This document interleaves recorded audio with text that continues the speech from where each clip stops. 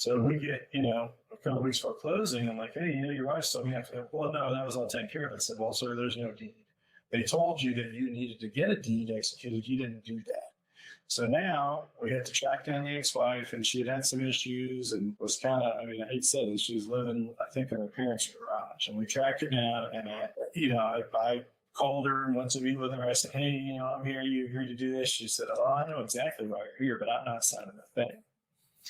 And so I called this guy and said, hey, she's not going to sign. He goes, what do I do? I said, you're going to have to call your divorce lawyer, get this back on the docket, do all that. And that can take months. This guy's supposed to close in a week or two.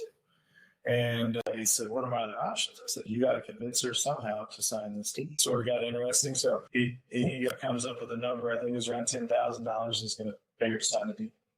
So he calls me a couple of days, he goes, oh, well, I got to do it. I said, yeah, you got to do it. And you talk to your divorce lawyer after this if you want to try to get that back from her somehow. And I told him, I said, have him come in here, we'll get her in the check. And he said, oh, okay, I'll call it. And so he calls her, and he calls me a couple of days later. He says, okay, she's willing to sign the deed now. Can you go meet her? I said, yeah, I thought we were going to do this in the office. You may check. He goes, no, I took care of all that. She's now taking these hotels off of your off blanket baby. I knew immediately. I said, oh, now she's checked into a hotel. I know exactly what's happened. He gave her a check for the signed deed. I knew exactly what the next step was going to be. So can you go meet her?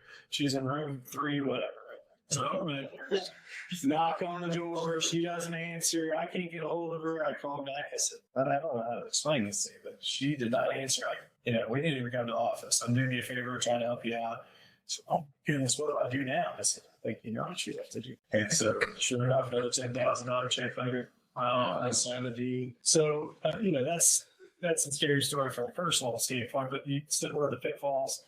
Those are the pitfalls. That's the most common. Know who you're dealing with, know who you're actually putting the property under contract with. You don't want to spin your wheels, spending time meeting with people, getting a deal negotiated, and then not even have the signatures you need to convey title.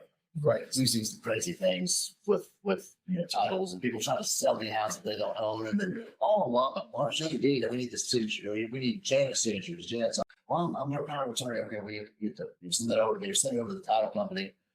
Attached to the contract. Well, she can set up this time for it. It's like, we need a legal document showing that. We can't just take your word for it. If you don't know who you are, and Janet said that, where's Janet? Is she competent? You can't just sell the house because you know the deed. Yeah. Well, my friend told me I could, or Janet told me I could. Where's Janet now? And why can't Janet just sign? You want to stay away from those. One of the favors that Google and social media hasn't done for us. There was a big, I call it like the TikTok investor craze, right? During COVID, TikTok gets huge, and everybody's a real estate investor, and everybody's giving advice on there. And I think a lot of it was good, but there was a lot of bad advice, and you had a big flood of investors and wholesalers, flipping contracts. And look, I get it. I'm all for it to make money, but you got to know what you're doing, And that's why I say partner up with people, right? Partner up with people. Go to classes. Go, take the investor track class. Take flip savvy. But learn some stuff before you just get out of the field and waste your time. You're gonna get a lot of value out of stuff like that. That's gonna save you time, money, and effort when you're actually going to try to negotiate these deals and make money. Yeah, we wanted to, before you go, what we wanted to do was just ask you about the Subject to game right now. I think that's something. There's whole organizations doing it. Yeah. Right. There's it's pretty hot, and people have been doing it for the last few years. I do know that there's been some tension with that. Can you, and we talked about this offline, but, can you just kind of help us through that and just kind of give us your thoughts? Yeah, it's something that I understand the transaction. I think it's a totally legal transaction. I think it's a right transaction, but I think no matter who you are in the transaction, whether you're the buyer or the seller, you got to know what you're getting involved in. Essentially, what you're talking about is a loan assumption where you're buying a property or selling a property, and somebody else is, it's not really, it is an assumption in some way. Somebody else is actually saying, I'll make your mortgage payments for you, so they keep that lower interest rate. But in the Subject to situation, nobody's telling you the bank, right? So I'm going to use, there's that. There's which cause that? But also the same pitfalls, right? Those mortgages, that once the property is deeded away, or the person signing the note has no interest in the property from a title standpoint, they can call up that note immediately, do unpaid, as long as lenders are keep keep getting their mortgage payments, they don't care. They're not asking any questions. They're not looking into these transactions, right? But if you're a buyer, you better be ready to finance it with another bank very quickly or be able to pay for it in cash and pay off the bank, right?